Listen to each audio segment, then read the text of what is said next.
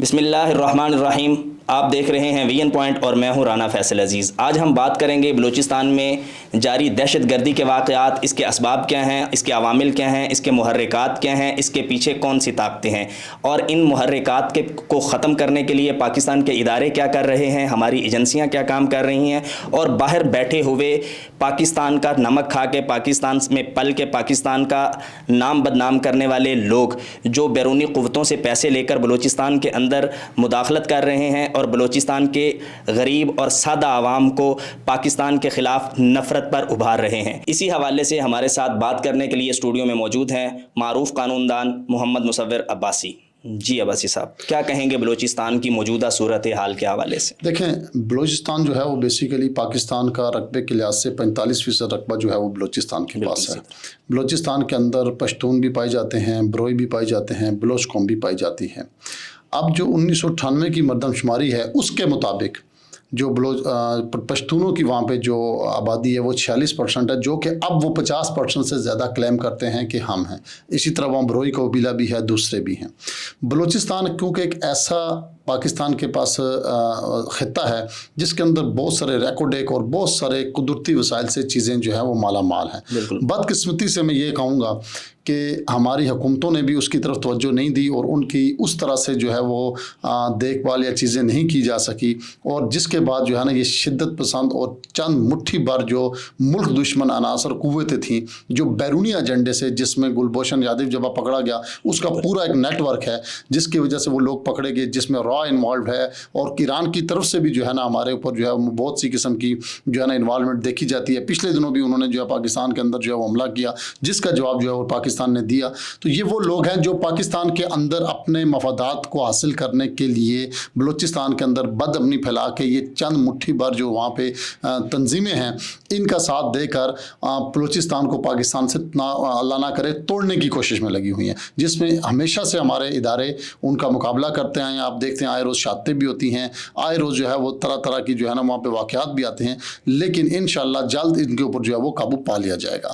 پچھلے ایک سال کے اندر تقریباً 200 لوگ جو پنجاب، سندھ اور بلوچستان سے تعلق رکھنے والی دیگر اقوام تھیں بلوچ قوم سے ہٹ کے، ان لوگوں کے جنازے انہوں نے دیگر دیکھیں یہ ایک بڑی عام سی بات ہے کہ یہ جو نعرہ لگایا جاتا ہے بیسیکلی تعصبیت کا نعرہ اس لیے لگایا جاتا ہے کہ وہ لوگ اپنے مقصد میں چن کر ایسے ایکٹیو کرتے ہیں کہ قوموں کو آپس میں لڑا دیا جائے، پنجابیوں کو بلوچوں سے لڑا دیا جائے، پٹھانوں کو پنجابیوں سے لڑا دیا جائے. دیکھیں جو دشمن ہوتا ہے نا اس کی تو ایک اپنا ٹارگٹ سیٹ ہوتا ہے. دشمن اپنے مقصد کو، اپنے ٹارگٹ کو اچیو کرنے کے لیے ایسی سازش کرتا ہے جس سے اندر انتشار پیدا ہو.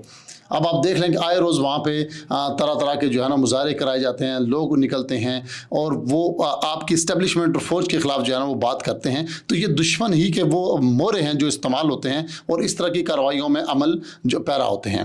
کبھی بھی میں ہمیشہ کہتا ہوں، جیسے جو محب وطن پاکستانی سردار بھی بلوچستان کے اندر تھے، انہوں نے کبھی یہ نعرہ نہیں لگایا کہ کسی بلوچی نے کسی سندھی کو مارا، کسی بلوچی نے کسی پنجابی کو مارا، کسی پنجابی نے کسی پٹھان کو مارا، بلکہ انہوں نے ہمیشہ کہا کہ دہشت گردوں نے جو ہے وہ پاکستانیوں کو مارا. اور ہمارا نعرہ جو ہے اس وقت وہ یہ تعصبیت کا نعرہ یہ وہ لوگ لگاتے ہیں جو ملک دشمن عناصر ہیں اور وہ ملک کو قوموں کے اندر جو ہے نا وہ ایک فساد برپا کرنا چاہتے ہیں. اس لیے بیسیکلی جو ہے یہ دہشت گرد لوگ ہیں جنہوں نے پاکستانیوں کو مارتے ہیں، چاہے وہ کسی بھی طبقہ فکر ہو، کسی بھی لسانی زبان سے تعلق. اتنا بڑا اسلحے کا ذخیرہ ان کے پاس ہونا، متعدد بار حملے کرنا، ہر بار پہاڑوں سے اتر کر چلے آ جانا، کیا ہماری سیکورٹی فورسز کے جو سیکورٹی کے معاملات ہیں یہ اس پر سوالیہ نشان؟ دیکھیں ہماری سیکورٹی ایجنسیز جو ہیں اور ہماری جو پاک آرمی ہے، آپ بلوچستان کے خطے کو اگر اسٹڈی کریں، گوادر سے لے کر جو ہے نا چمن بارڈر تک اور یہ سارا علاقہ دیکھیں، اس میں سمندری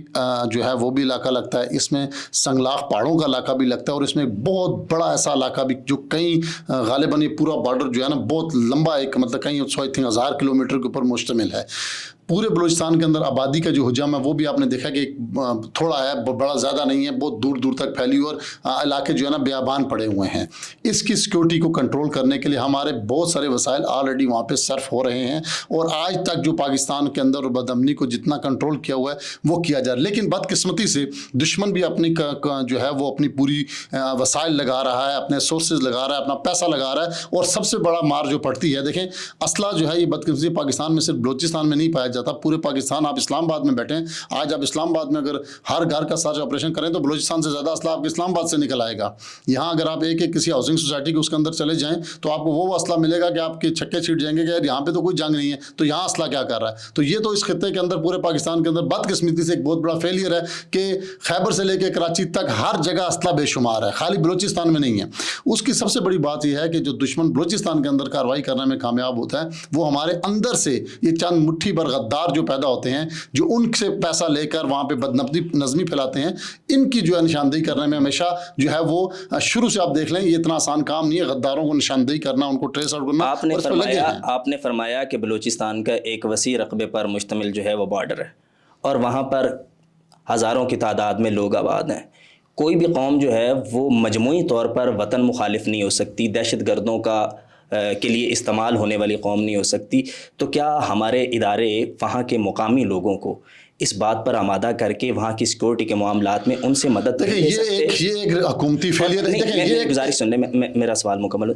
ان لوگوں کا اعتماد بحال کر کے ہمیں سیکورٹی پہ بہت زیادہ جو ہمارا پیسہ خرچ ہو رہا ہے اور وہ لوگ یہاں پر آ رہے ہیں, ان لوگوں کو, مقامی لوگوں کو, جیسے آپ نے ٹرائبل ایریاز میں تیار کیا اور وہ بارڈر کی ساری حفاظت کرتے ہیں, ایسے بلوچوں کا اعتماد کیسے جیتا جا سکتا؟ جب آپ کے اندر سے ایک غدار آج سے اس تاریخ سے بک جائیں اور وہ کسی دشمن کے ہاتھوں پیسہ لے کر اور اپنا ضمیر بیچ دیں, تو وہ آپ تاریخ اٹھا کر دیکھ لیں, بڑی بڑی قومیں بھی اس کے اندر جو ہے نا وہ ناکام رہی ہیں. آپ اس وقت کچھ نہیں کر سکتے جب ایک آدمی اپنے ساتھ خود کا جیکٹ پہن کے جاتا ہے اور وہ 50 آدمیوں کو جو ہے نا وہ شہید کر دیتا ہے اور خود مردار ہو جاتا ہے. وہ ایک آدمی اپنا ضمیر بیچتا ہے جس کی نشاندہی اتنے بڑے علاقے میں کرنا آسان نہیں ہوتی ہے, لیکن پھر بھی الحمدللہ ہمارے اداروں نے کافی کنٹرول کیا اور ان کی نشاندہیاں ہو رہی ہیں. اور ہمارے اندر بھی لوگ بیٹھے ہیں, ایسا نہیں ہے کہ بلوچستان کی پوری عوام جو ہے وہ پاکستان کے خلاف کی اداروں کے خلاف ہے. میں نے پہلے بھی بتایا یہ چند مٹھی بھر لوگ ہیں جو بیرونی اکاؤنٹ کے پہ سہولت کار بن کے ان لوگوں کو ایکسیس دیتے ہیں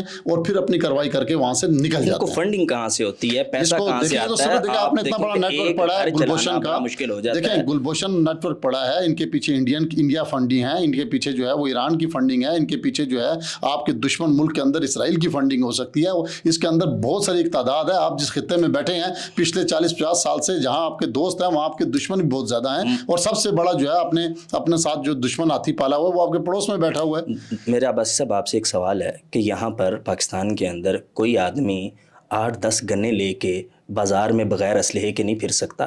اتنے بڑے بڑے جتھے, اتنے بڑے بڑے گروپس, ان کے ٹریننگ کیمپ, ان کا تیار ہونا, ان کی ذہن سازی کرنا. کوئی بھی ٹریننگ کیمپ جو ہے وہ پاکستان کے اندر نہیں ہے, وہ بارڈر سے اس طرف ہیں, وہاں سے ٹریننگ کر کے وہ یہاں پہ صرف جو ہے وہ اپنی کارروائی کرتے ہیں اور پھر نکل جاتے ہیں. بارڈر کے اس پار جو ہمارے ہمسائے بیٹھے ہوئے ہیں, ہمارے ان کے ساتھ اچھے روابط ہیں, تعلقات ہیں. وہ نہیں, اگر دیکھیں کیسے آپ کہہ سکتے ہیں اچھے روابط ہیں, کیسے کہہ سکتے ہیں آپ کے روابط اچھے ہیں؟ دیکھیں نا آپ ایران کے ساتھ آپ کہیں وہاں جہاں تک قومی سلامتی کی پالیسیز ہیں, لیکن ایران کے بھی تو اپنے بینیفٹس موجود ہیں نا.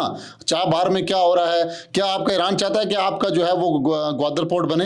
کیا آپ کا انڈیا چاہتا ہے کہ آپ کا گوادر پورٹ بنے؟ دیکھیں یہاں اکنامیکل ایشوز, دشمنیاں الگ ہیں, ایک جو ہے حکومتی روابط کے معاملات الگ ہیں, اپنے بینیفٹس کی جنگ الگ ہے, اکانومی وار الگ ہے.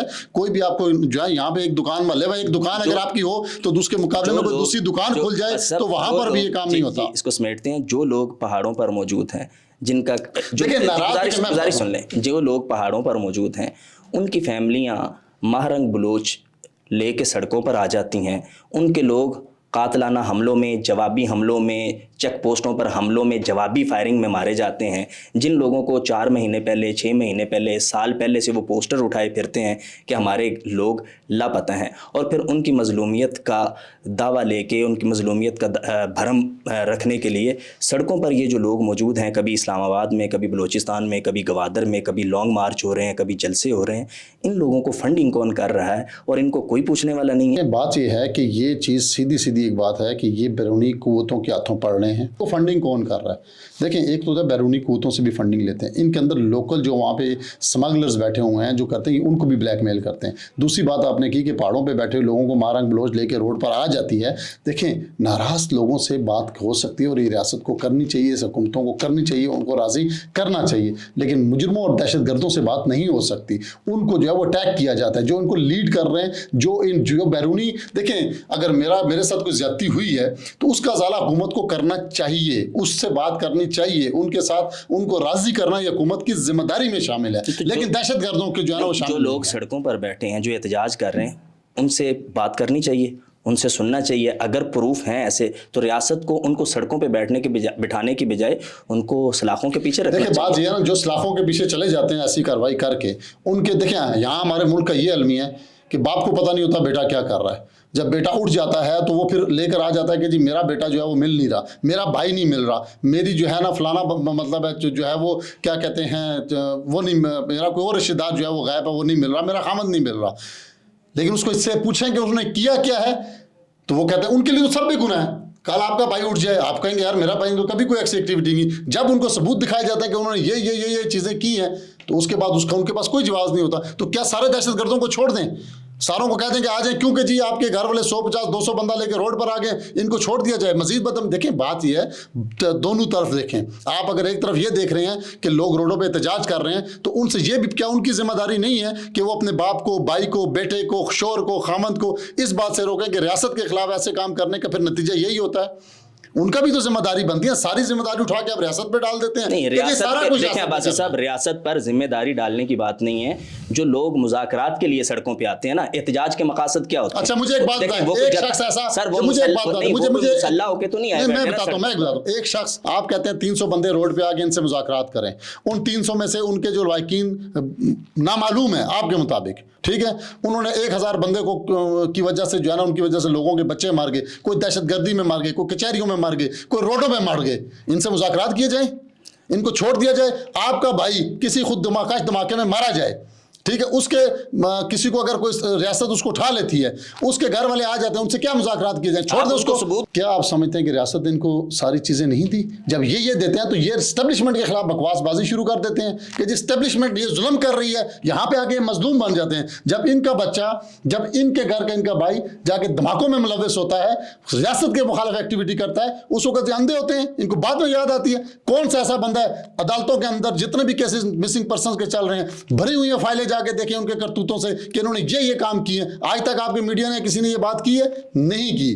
کیوں آپ ہمیشہ یک طرفہ؟ وہ باقاعدہ ہماری ہمدردیاں ان کے ساتھ ہیں، لیکن وہ بھی بیچارے معصوم ہیں، ان کو بھی نہیں پتا ان کے بھائی نے کیا کیا، ان کے بیٹے نے کیا کیا، ان کے خامند نے کیا کیا. تو دیکھیں ریاست نے اپنے دکھائے کہ آپ یہاں سے اٹھیں، آپ کے لوگوں کے یہ کرتوت ہیں. انہوں نے پہاڑوں پر جا کر ٹریننگز کی ہیں، نیچے آ کے کاروائیاں کی ہیں، جوان شہید کیے ہیں، مظلوم مزدوروں کو مارا ہے.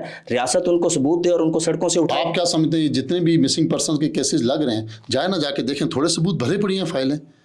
آپ کی عدالتیں کیوں نہیں بازیاب کراتی؟ ان کے سامنے جب ثبوت آتے ہیں تو خاموش کیوں ہو جاتے ہیں؟